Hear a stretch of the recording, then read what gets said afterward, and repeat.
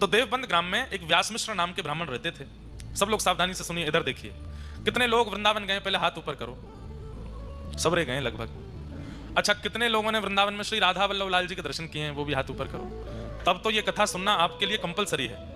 राधा वल्लभ जी कैसे प्रकट हुए, कैसे विराजमान हुए, इसलिए बहुत ध्यान से सुनो। तो श्री व्यास मिश्र जी बहुत बड़े ज्योतिष के प्रकांड विद्वान थे और उनकी पत्नी थी श्री तारा माता जी, तारा मैया। व्यास मिश्र जी एक मुगल राजा के यहाँ गए और उसके भविष्य की कई बातें उन्होंने बता दी। तो राजा उनको बहुत सम्मान के साथ अपने यहाँ रखता था, पर तारा मैया थोड़ी व्याकुल रहती थी। क्यों? क्योंकि कोई विशिष्ट संतान की प्राप्ति नहीं हुई। तो व्यास मिश्र जी के एक बड़े भैया थे, वो सन्यासी थे, उनका नाम था नृसिंह आश्रम जी। एक बार वो देवबंद पधारे तो हजारों लोग उनके दर्शन करने के लिए गए, क्योंकि व्यास मिश्र जी के बड़े भैया हैं तो वो भी गए। जब उन्होंने प्रणाम किया तो तारा मैया का मुखमंडल देखकर के नृसिंह आश्रम जी बोले कि आपके मुख पर थोड़ी हमको चिंता दिख रही है, क्या बात है, किस बात की चिंता में हो? तब तारा मैया बोली कि आप सब जानते हैं, अरे घर में एक संतान हो तो उसका एक सुख माता पिता को प्राप्त होता है, भविष्य में वंश आगे बढ़ता, आदि आदि बातें कही। तो श्री नृसिंह आश्रम जी बोले ठाकुर जी पे भरोसा रखो, सब मंगल में होगा। और बाकी अगर तुम चाहती हो कि हम अपने दिव्य दृष्टि से देख के बताएं तो संभवतः आगे कई वर्षों तक और शायद इस जन्म में आपके यहाँ संतान नहीं है, पर ठाकुर जी पे विश्वास करो, शायद कुछ मंगल में हो। तो उन्होंने एक ऐसी बात कह दी, तो फिर आप जैसे संतों को प्रणाम करने का फल क्या है? जब सब भाग्य से ही मिल जाना है, सब ठाकुर जी की कृपा से ही मिल जाना है, तो संत महापुरुष जब नगर में आते हैं उनको प्रणाम करने का फल क्या मिलेगा? फिर कभी कभी व्यक्ति अपने जीवन से व्यथित होता है तो कुछ इस प्रकार के शब्दों का प्रयोग कर देता है। नृसिंह आश्रम जी को थोड़ी ये बात जमी नहीं और उन्होंने कहा कि अगर मैंने अभी भी कहा कि तुम्हारे भाग्य में होगा या भगवान कृपा करेंगे तो मिलेगा, तो कहीं ना कहीं किसी एक जीव के चित्त में अविश्वास हो जाएगा। अब तो संत दर्शन और संत कृपा का फल क्या होता है ये प्रत्यक्ष दिखाना पड़ेगा। और नृसिंह आश्रम जी ने तुरंत ठाकुर जी को प्रणाम किया, बोले भगवान कृपा करो, आपके प्रति इनका विश्वास दृढ़ हो, इसके लिए इनके घर एक संतान जरूर होनी चाहिए। तुरंत उनके ध्यान में भगवान की मधुर वंशी दिखाई देने लगी, वेणु जी का दर्शन होने लगा। वेणु का दर्शन करते ही नृसिंह आश्रम जी समझ गए ठाकुर जी कह रहे हैं भगवान का प्रत्येक अंग, प्रत्येक श्रृंगार, मुकुट, कुंडल, वस्त्र, पीतांबरी, माला, सबने अवतार लिया है ठाकुर जी के रूप का आस्वादन करने के लिए। हमारे रामानु संप्रदाय में एक आचार्य चरण हुए, अभी पिछली कथा में उनका चरित्र सुना रहा था मैं। वो भगवान के, उनका नाम था श्री कुलशेखर जी। कहते हैं उनके चरित्र में आता है कुलशेखर जी कौन थे? बोले भगवान की कौस्तुभ मणि के अवतार, भगवान की एक एक वस्तु अवतार धारण करती है। इसलिए जब भी हमारे ठाकुर जी का श्रृंगार अनवसर किया जाता है तो प्रत्येक श्रृंगार को प्रणाम करके रखते हैं। क्यों? क्योंकि ये सब कोई धागे नहीं है, मोती नहीं है, आभूषण नहीं है, वो रत्न नहीं है, कोई आचार्य चरण ही श्रृंगार बन के ठाकुर जी के कंठ में विराजमान हुए। इसलिए ठाकुर जी के संबंध की हर वस्तु को प्रणाम करके सम्मान के साथ उसको विराजमान। हमारे पुष्टि मार्ग में ठाकुर जी की गादी नहीं बोलते गादी जी, झारी नहीं बोलते झारी जी, मुकुट नहीं बोलते मुकुट जी, वंशी नहीं बोलते वंशी जी, सब में जी शब्द का प्रयोग क्यों करते हैं?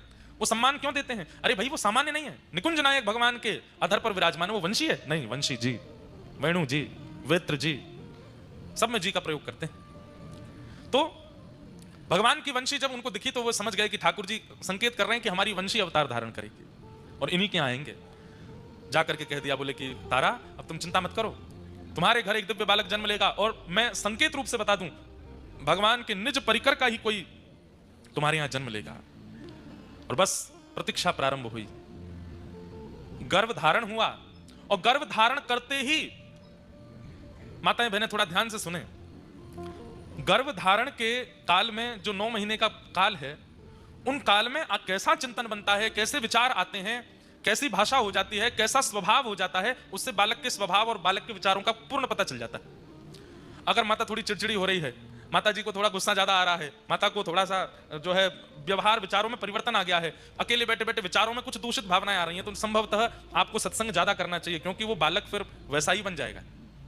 तारा मैया के चरित्र में आता है कि जिस दिन से गर्भ में वंशी अवतार धारण करके आई हैं, उस दिन से ही आज तक वृंदावन नहीं गई दर्शन करने, लेकिन जब सोती हैं तो यमुना जी दिखाई देती हैं, जब सोती हैं तो वृंदा तुलसी दिखाई देती हैं, जब सोती हैं तो गिरिराज पर्वत का दर्शन होता है, जब शयन करती हैं तो ठाकुर जी की मधुर वंशी सुनाई देती है, जब सोती हैं तो मधुर चंदन की सुगंधी आती है।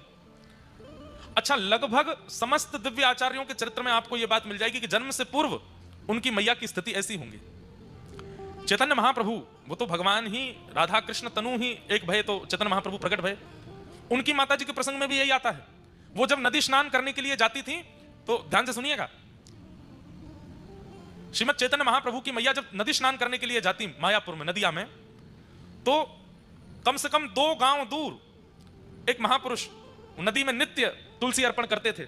तो वो नदी बहती थी ऐसे, लेकिन वो तुलसियां जाती थी उल्टी, और जैसे ही वो मैया आकर के नदी में स्नान करती, वो तुलसियां जाकर के जैसे मैया भीतर प्रवेश करती, उनके गर्भ के चारों ओर तुलसी भ्रमण करने लगती। वो देख करके वो आश्चर्यचकित हो जाती, ये पुष्प तुलसी मेरे गर्भ की परिक्रमा क्यों करते हैं? जब किसी दिव्य वैष्णव भक्त या दिव्य बालक का अवतरण होने वाला होता है, उसके प्रसव काल में ही मैया को अनुभव हो जाता है कि वो कैसा है। तारा मैया उड़ जाती हैं और व्यास मिश्र जी से कहती हैं, मुझे यमुना जी का दर्शन होता है, मुझे मधुर वृक्षों के दर्शन होते हैं, गिरिराज जी का, मैं तो कभी व्रज गई नहीं, फिर मुझे व्रज का स्मरण क्यों होता है? और स्मरण ही नहीं होता, व्याकुलता होती है, चित्त में विरह होता है कि मुझे कोई लेकर के वृंदावन चले और मैं वृंदावन जाऊं। व्यास मिश्र जी, आप कुछ योजना बनाइए ना, मुझे लेकर के वृंदावन चलिए। व्यास मिश्र जी बोले, अभी आपके गर्भ में बालक है, ऐसी अवस्था में वृंदावन कैसे? अब तो जिद हो गई, हट हो गया, नहीं वृंदावन जाना। व्यास मिश्र जी ने राजा से कहा, जो मुगल राजा था, कि हमें अपनी पत्नी को वृंदावन लेकर के जाना है, आप आज्ञा दें। तो राजा ने कहा, आप रुक जाइए, कुछ दिन में हम आगरा जाने वाले हैं किसी कार्य से, और हमारे साथ पूरी सेना जाएगी, पालकियां जाएंगी, आपकी पत्नी गर्भवती है, पालकी में हम ले चलेंगे। और वो समय आया और व्यास मिश्र जी अपनी पत्नी के साथ वृंदावन गए।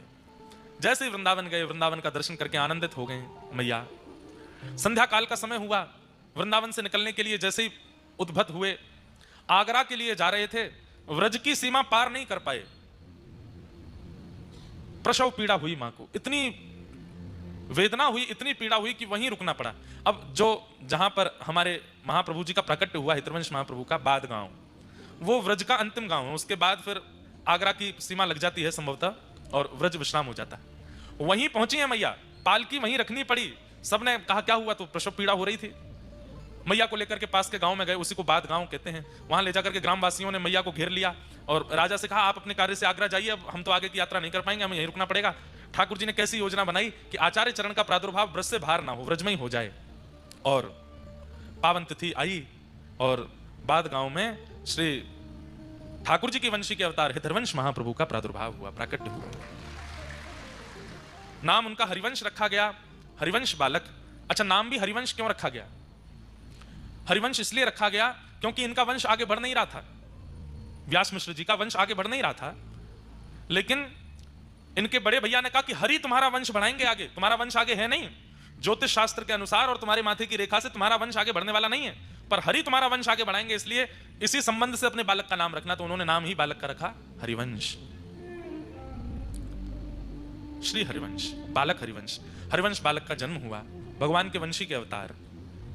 बंधुओं, ठाकुर जी के वंशी के अवतार श्री हितवंश महाप्रभु और किशोरी जी के वंशी के अवतार श्री वंशी अली जी महाराज, जिनका प्राकट्य दिल्ली में हुआ। उनका चरित्र भी हमने सुनाया है। भगवान की कृपा से आचार्यों के चरित्र कहते ही रहते हैं, इतना सुख मिलता है। ठाकुर जी के वंशी प्रकट हुए हरिवंश महाप्रभु के रूप में। धीरे धीरे आप बड़े होने लगे। आपकी जो चेतनाएं थी, आपकी जो इच्छाएं थी, वो बड़ी सामान्य बालकों से विलग। आप मंदिर के द्वार पर बैठे रहते, पिताजी ठाकुर जी की सेवा करते थे, उन्हीं को ही देखते रहते और मन में इच्छा प्रकट करते कि पिताजी सेवा में अंदर बुलाएंगे, लेकिन छोटे बालक जानकर के पिताजी सेवा में नहीं बुलाते थे।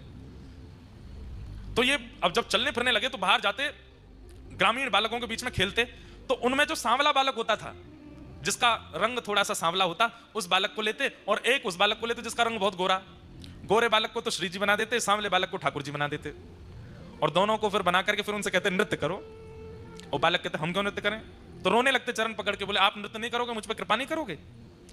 अब वो बालक बेचारा, जो सांवला बालक था, उसकी तो कोई बात नहीं, लेकिन जो गोरा बालक अपने घर जाता तो माताजी उसकी कहती क्या छोरी बन के आ जाता है, क्योंकि श्री जी बनाते थे, चुनरी आदि पहना के काजल वाजल लगा देते। सब लोग जाके शिकायत करने लगे, व्यास मिश्र जी अपने बालक को समझाओ, ये हमारे बालकों को लाली बना देता है। माता पिता समझाते, तुम क्यों करते हो ऐसा? कुछ नहीं बोलते। अब कैसे बताएं अपने हृदय की बात कि मैं वंशी हूं, मैं तो नित्य प्रिया प्रियतम का ही दर्शन करता हूं। बालकों को अब खेलने के लिए प्रतिबंधित कर दिया कि तुम हरिवंश के पास नहीं जाओगे। तो आप मन में विचार करते, अब सेवा कैसे करूं? पिताजी मंदिर में नहीं जाने देते, बालक खेलने नहीं आते, तो आप वन में जाते और युगल वृक्षों को ढूंढते, 2 वृक्ष अगल बगल में हों। सोचिए, प्राण बसते हैं वैष्णवों की सेवा में, सेवा के बिना रह नहीं पाते ठाकुर जी के। युगल वृक्ष जैसे ही देखते तो तुरंत जाते और एक वृक्ष को ठाकुर जी बना देते, एक वृक्ष को श्री जी बना देते और उन्हीं की परिक्रमा करते, उन्हीं का भोग लगाते, उन्हीं का श्रृंगार करते, युगल वृक्ष की सेवा करते। बंधुओं, सेवा ठाकुर जी स्वीकार करते हैं, इसका प्रमाण क्या था कि पिताजी ने 56 भोग धरे हैं मंदिर के ठाकुर जी के आगे, और 56 भोग धरने के बाद जैसे ही पर्दा किया, यहां हरिवंश बालक बाहर जाते और बाहर ठाकुर जी को जाकर के फल का भोग पधराते। यहां पिताजी जैसे ही आके पर्दा हटाते 56 भोग अंतर्ध्यान हो जाते, फल प्रकट हो जाते मंदिर के ठाकुर जी के सामने। क्यों? ठाकुर जी वो पाते जो हरिवंश बालक पवाता था। ऐसी आपकी सेवा स्थिति होने लगी। एक दिन आप इतने व्याकुल हो गए, बोले नाथ मुझे प्राप्त नहीं होगे, मुझे मिलोगे नहीं। तभी ठाकुर जी ने स्वप्न आदेश किया कि तुम्हारे घर के पीछे कुआं है, उसमें हमारा स्वरूप है, जाओ ले लो। नींद से उठते ही दौड़े और दौड़ करके कुआं में ही कूद गए। सब लोगों ने देखा, पीछे पीछे दौड़े, हरिवंश बालक कुआं में गिर गए, हरिवंश बालक कुआं में गिर गए। दौड़ करके जाकर के देखा तो उस कुएं में जल नहीं था, लेकिन जैसे ही सबने झांक करके देखा, श्री नवरंगी लाल ठाकुर जी आज भी देवबंद में विराजमान हैं, उनको हृदय से लगाए श्री हरिवंश बालक बैठे हैं, और जिस कुएं का जल सूख गया था अपने आप उसमें जल आ गया और वो जल की परत ठोस हो गई और हरिवंश बालक को लेकर के ऊपर की ओर आ रही थी। ये दृश्य देख करके सब गांववासी चौंक गए और श्री नवरंगी लाल जी विराजमान हुए। बोले राधा नवरंगी लाल की। इनका विवाह हो गया और रुक्मणी बाई जी के साथ में इनका विवाह हुआ, जिनसे प्रथम पुत्र हुए जिनका नाम हुआ श्री वनचंद्र जी। हम लोग आ रहे थे जय जय राधा वल्लभ श्री हरिवंश श्री वृंदावन श्री वनचंद्र, इनके प्रथम पुत्र श्री वनचंद्र जी रुक्मणी बाई से जन्मे।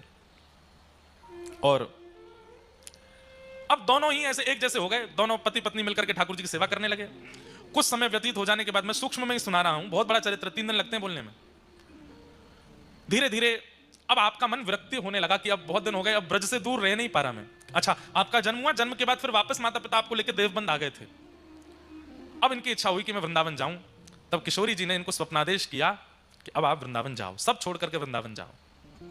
आपने पत्नी से कहा कि श्री जी की आज्ञा हो गई, अब मैं वृंदावन जा रहा हूं। पत्नी ने कहा हम क्या करें? बोले नवरंगी लाल जी की सेवा करो, प्रेम से सब व्यवस्थित करो। आप जैसे ही निकले घर से वृंदावन की ओर, तो रास्ते में एक गांव पड़ा जिसका नाम था चित्थावल। वहां आप रात्रि शयन के लिए रुके तो आपको पता चला कि यहां तो एक दिव्य ठाकुर जी के युगल स्वरूप की सेवा होती है। और आप जैसे ही दर्शन करने के लिए गए तो चित्थावल में जो युगल सरकार विराजमान थे वही थे श्री राधा वल्लभ लाल, श्री राधा वल्लभ लाल जी। ये व्रज से दूर है चित्थावल, वहीं देवबंद के आसपास है।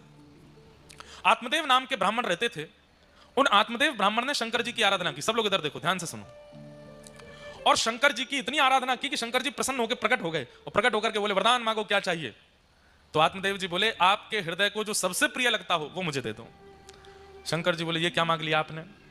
बोले अब तो वही चाहिए जो आपके हृदय को सबसे प्रिय है। तो महादेव श्वेतद्वीप गए और जिन ठाकुर जी की सेवा स्वयं महादेव अपने हाथ से करते हैं, उन श्री राधा वल्लभ लाल जी को लाकर के आत्मदेव को प्रदान किया। ये राधा वल्लभ जी कौन है? महादेव के ठाकुर जी हैं। इसलिए हम कभी कभी कहते हैं कि महादेव के मंदिर में जाओ, हमारे सोमनाथ महादेव के पास जाओ और जाकर के पहले खूब कह दो ओम नमः शिवाय, खूब कह दो नमः पार्वती पतये हर हर महादेव, खूब जो शिव जी की आराधना करते हो जिस प्रकार से सब कह लो, अपनी पहले पूरे मन की सारी इच्छाएं कर लो। लौटते समय हमारी कही एक बात मान लो, जब आप मंदिर से दर्शन करके लौटो तो अंतिम बार जब देख रहे हो वापस निकलने से पहले, तब एक बार कह दो बोले श्री राधा वल्लभ लाल की। महादेव प्रसन्न हो जाते हैं। क्यों? उनकी सेवा के ठाकुर जी हैं राधा वल्लभ जी। कथा आती है कि एक बार नारद जी और गरुड़ जी दोनों को अपने ऊपर अभिमान हो गया कि हमसे बड़ा कोई भक्त नहीं है। तो ठाकुर जी ने आज्ञा की कि चलिए एक काम कीजिए। बोले क्या? श्वेत द्वीप घूम के आओ। 7 द्वीप है ना, हम लोग जिस द्वीप में रहते हैं उसको जम्बू द्वीप कहते हैं, ऐसे एक श्वेत द्वीप है। श्वेत द्वीप जाओ और वहां के भक्तों का दर्शन करके आओ। तो श्वेत द्वीप जब नारद जी और गरुड़ जी पहुंचे तो वहां इन्होंने क्या देखा? राधा वल्लभ लाल जी मंदिर में विराजमान हैं, देवादिदेव महादेव सुंदर आरती उतार रहे हैं, घंटे घड़ियाल बजा रहे हैं। कार्तिकेय जी और श्री गणपति जी सुंदर भोग सामग्री उठा उठा करके ला रहे हैं, राधा वल्लभ जी के सन्मुख पधरा रहे हैं। पार्वती जी सुंदर सामग्री सिद्ध कर रही हैं और लाखों की तादाद में वैष्णव खड़े होकर के राधा वल्लभ जी का दर्शन कर रहे हैं। महादेव मुख्य पुजारी बन करके राधा वल्लभ जी की सेवा कर रहे हैं। श्वेत द्वीप में दूर खड़े होकर के नारद जी और गरुड़ जी इसका दर्शन कर रहे थे। जैसे ही आरती पूरी हुई, आरती के बाद कपाट बंद हुए। कपाट बंद होते ही जितने दर्शनार्थी थे सब मूर्छित होकर गिर पड़े। केवल 2 खड़े रह गए। कौन? नारद जी और गरुड़ जी। अब ये दोनों एक दूसरे को चेहरा देखें, ये क्या हुआ? ये सब एक साथ मूर्छित हो गए। सबके पास जाकर के श्वास देखी, नब्ज देखी तो सबके प्राण जा चुके हैं। ये तो घबरा गए नारद जी, बोले ये क्या हो गया? थोड़ी देर में शंकर जी फिर आए और फिर से जैसे ही कपाट खोले, कपाट खुलते सब पुनः जीवित होकर खड़े हो गए।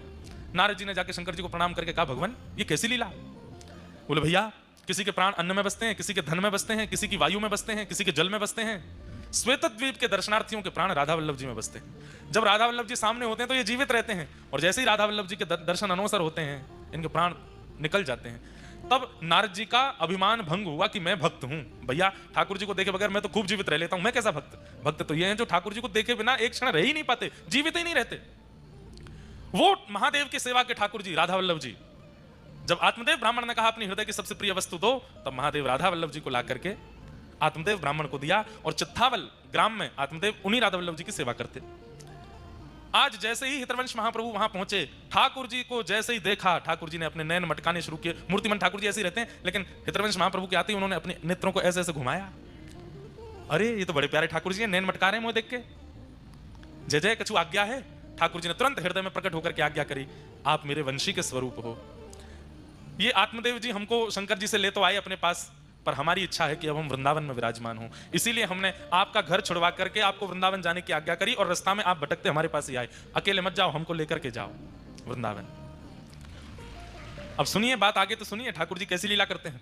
तो हितरवंश महाप्रभु बोले चलेंगे आप वृंदावन? बोले हाँ हम तो तैयार बैठे हैं। बोले ये हमारे सेवक हैं, पास में अभी आएंगे बाहर निकल के, आत्मदेव, इनसे हमको मांग लेना।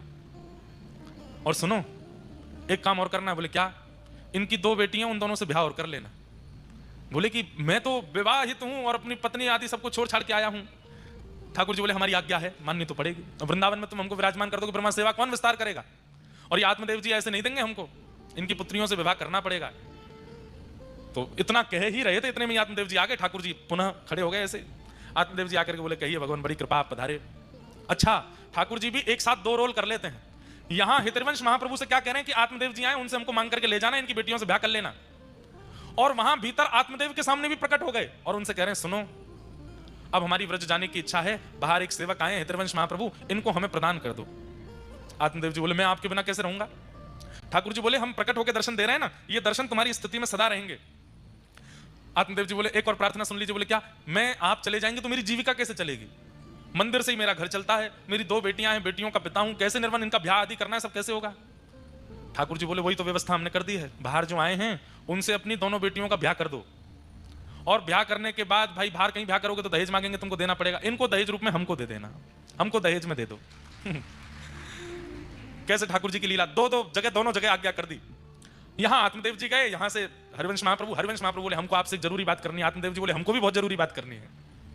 बोले पहले आप बताओ। बोले नहीं नहीं पहले आप बताओ। नहीं नहीं मुझे तो ठाकुर जी ने आज्ञा करी वो बताना है। हाँ तो मुझे भी तो ठाकुर जी ने आज्ञा करी है, मुझे भी वही बताना है। हरिवंश जी बोले तो पहले मैं ही कह दूं। बोले हाँ कह दो। वो ठाकुर जी ने आज्ञा करी है कि राधा वल्लभ लाल जी को वृंदावन जाना है, आप इनको हमें प्रदान कर दो। आत्मदेव जी बोले ये तो हो गई एक आज्ञा, दूसरी आज्ञा क्या करी? हरिवंश महाप्रभु बोले आपको कैसे पता कि दूसरी आज्ञा भी है? बोले क्योंकि यही डिट्टो आज्ञा हमको भी करी है। तो बोले अच्छा तो दूसरी आज्ञा आप बता दो। बोले दूसरी आज्ञा ये करी है ना कि हमारी बेटियों से ब्याह कर लो। हाँ यही बोले हैं। और बोले पर ये भी बोले हैं कि दहेज में हमको दे दो। कैसे ठाकुर जी हैं, अद्भुत लीला करते हैं। महाप्रभु जी ने दोनों कन्याओं से विवाह कर लिया। उनके नाम कृष्णदासी और मनोहारी दासी, उन दोनों से विवाह किया और दहेज में मिले श्री राधा वल्लभ लाल जी। आप लोग जब वृंदावन प्रकट जो भजन है, वृंदावन प्यारो वृंदावन, उसकी वीडियो देखेंगे, उसमें सूक्ष्म सूक्ष्म आचार्यों के चरित्र दिखाए हैं। उसमें जब आप देखोगे तो आप राधा वल्लभ जी का प्रसंग देखना, आज देखना जाके, कैसे महाप्रभु जी विराजमान होते हैं। अभी जब बधाई पद गावे उस समय अगर कैमरा वाले भैया दिखा देंगे, उसमें जब पद गवे तब वृंदावन प्रकट पद में से वीडियो निकाल के राधा वल्लभ जी के प्राकट्य की, बहुत सुंदर वीडियो है। ठाकुर जी बढ़िया बैलगाड़ी में विराजमान भये, दोनों कृष्णदासी और मनोहारी दासी दोनों पत्नियों को विराजमान करके हितरवंश महाप्रभु राधा वल्लभ जी को लेकर के, और इतना ही नहीं खूब धन धान्य दिया, खूब संपत्ति प्रदान की। लाल जी जा रहे हैं वृंदावन, खूब बढ़िया ठाट से विराजेंगे। श्री हितरवंश महाप्रभु ठाकुर जी को लेकर के पहले वृंदावन पधारे, वृंदावन की सीमा पर ही रुक गए। वृंदावन बंधुओं, उस काल में जब राधा वल्लभ लाल जी विराजे थे, उस काल में भय का केंद्र था। क्या था? दिल्ली से आगरा जाने वाले लोग वृंदावन से सोचते थे दिन ही दिन में निकल लो, शाम नहीं होनी चाहिए। क्यों? बड़े बड़े चोर डकैत आदि आदि सब रहते थे वृंदावन। और एक और बात, आगरा से दिल्ली और दिल्ली से भी आगे तक बड़े बड़े जहाज यमुना जी में चलते थे। खूब विशाल स्वरूप था यमुना जी का। तो खूब बड़े बड़े व्यापारियों का व्यापार जहाज के द्वारा, आपके गुजरात में है ना मुंद्रा पोर्ट है और भी हैं। उस समय पर वृंदावन भी एक पोर्ट था, बहुत बड़ी यमुना जी थी, तो जहाज जाते थे बड़े बड़े, और वृंदावन में जो जहाज तनिक रुक जाता था उसको लूट लिया जाता था। ऐसी स्थिति थी वृंदावन की जब राधा वल्लभ जी पधारे।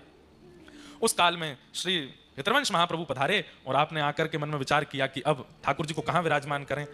तब आप पूरे वृंदावन में घूमे और सब जगह ढूंढते ढूंढते ढूंढते तभी पहुंचे ऊंची ठौर, एक ऊंचा सा टीला था। और यहाँ के जो वृक्ष वल्लरियां थी वो सामान्य नहीं थी। कैसी थी?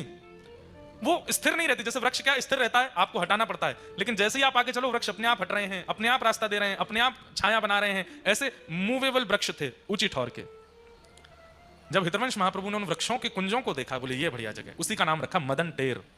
और श्री राधा वल्लभ लाल जी को लेकर के श्री हितवंश महाप्रभु जी ने आज ही के दिन वहां विराजमान किया। बोलो राधा वल्लभ लाल की एफ ले लो।